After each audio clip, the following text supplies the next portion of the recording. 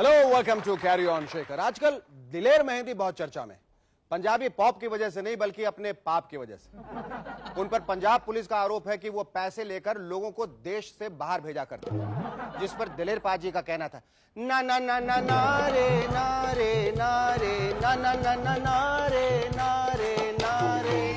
पर पंजाब पुलिस का कहना है कि वो लोगों को गा गा कर कुछ ऐसे सब्ज बाग दिखा रहे थे।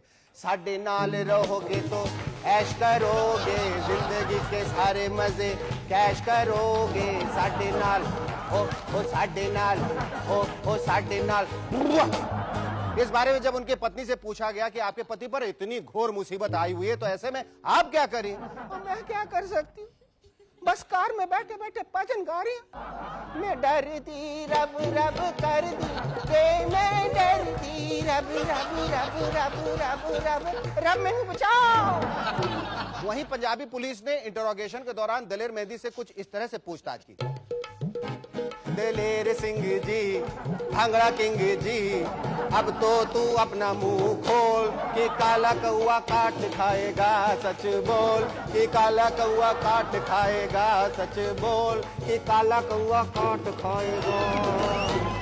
पर इस डेवलपमेंट से परिवार नियोजन वाले बहुत खुश हैं। उनका कहना है कि हमें बढ़ती हुई पॉपुलेशन की कोई फिक्र करने की जरूरत नहीं, जितने ज्यादा पैदा होंगे उन्हें दिलेर जी विदेश भिजवा देंगे। Ladies and gentlemen, our guest on Carry On Shaker tonight is actor Vikram Saluja.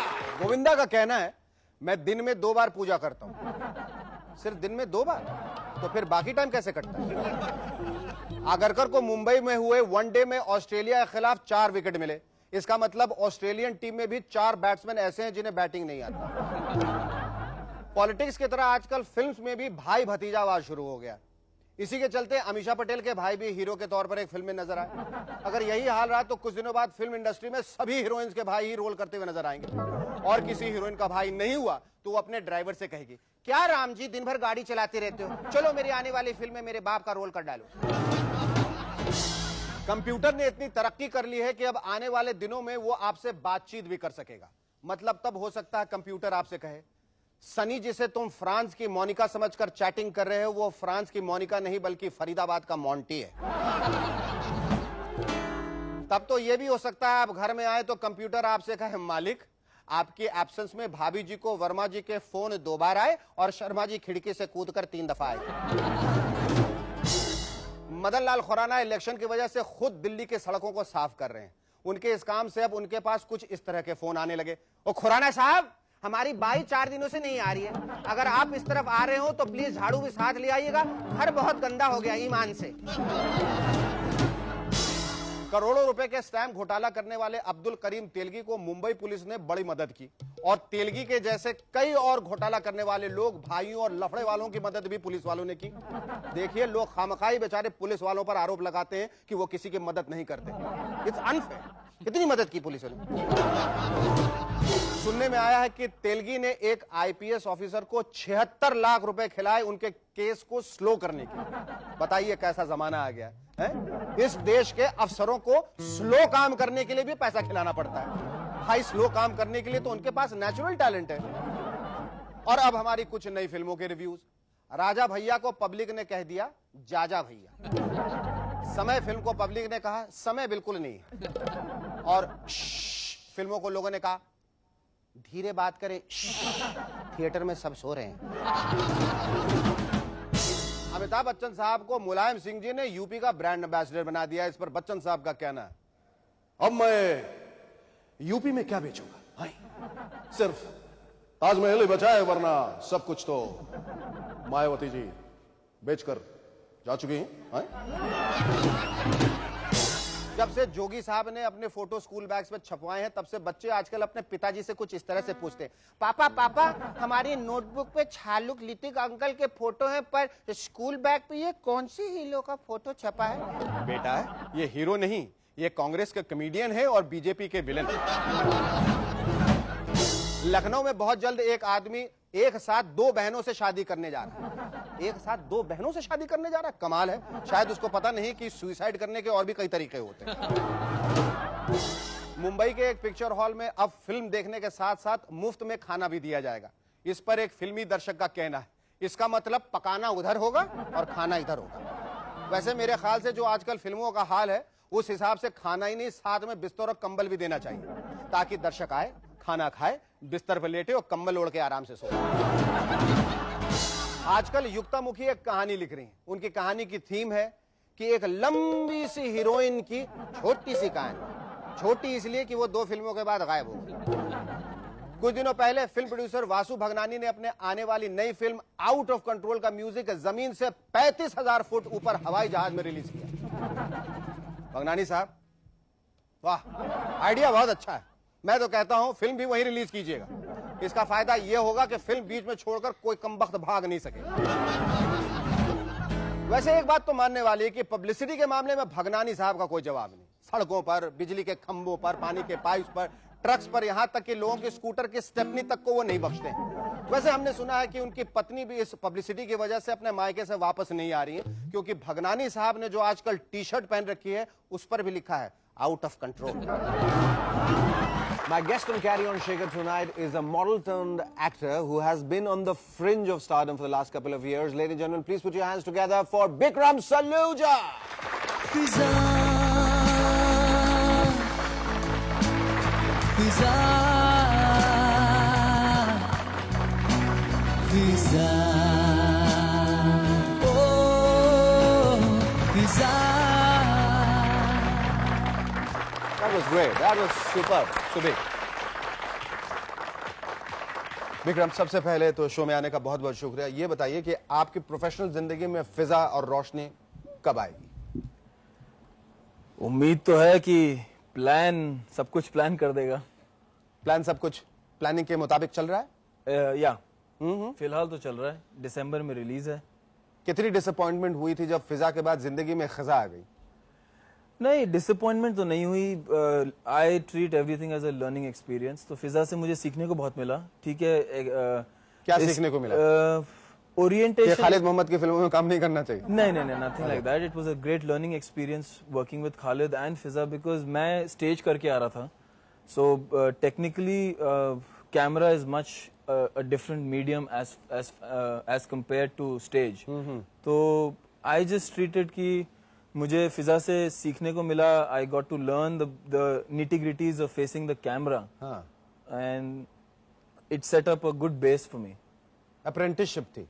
You can say like that. It was a great learning experience. और जो रोशनी जो कहीं अंधेरों में गुम हो गई? Different character करने को मिला था. It was a very wild and a aggressive character. Dark character था. I treat, Shekhar, success and failure is very, it's just a term. What you take out of it is what matters. Okay, in the eye of public or industry वालों के हिसाब से, they must have viewed कि he didn't establish or he didn't hit the bullseye. But I take it as कि मुझे सीखने को बहुत मिला, experience में हुआ और मैं उससे बहुत सीखा और कदम आगे बढ़ा मेरा. So it has given me a base to grow. That's what matters. Because किस तरह से तुम्हें लगता है कि बतौर अभिनेता तुम्हें जो ग्रोथ आई है, किस तरह की ग्रोथ आई है? 3 साल का जो गैप हुआ है फिजा से अब तक, you go through a lot. मिलते हैं एक लंबे ब्रेक के बाद और 3 साल के बाद विक्रम जो है वो फिर आने वाले हैं। No, it's not that. It's काम तो चालू था हमेशा. I was working on myself. काम तो चालू था, लेकिन चालू काम तो नहीं कर रहे थे? नहीं, चालू काम नहीं कर रहे थे, अपने पे काम कर रहा था. जैसे you have to keep working on yourself. It's not, you never know what hits bullseye. So you just have to keep working with the right honesty.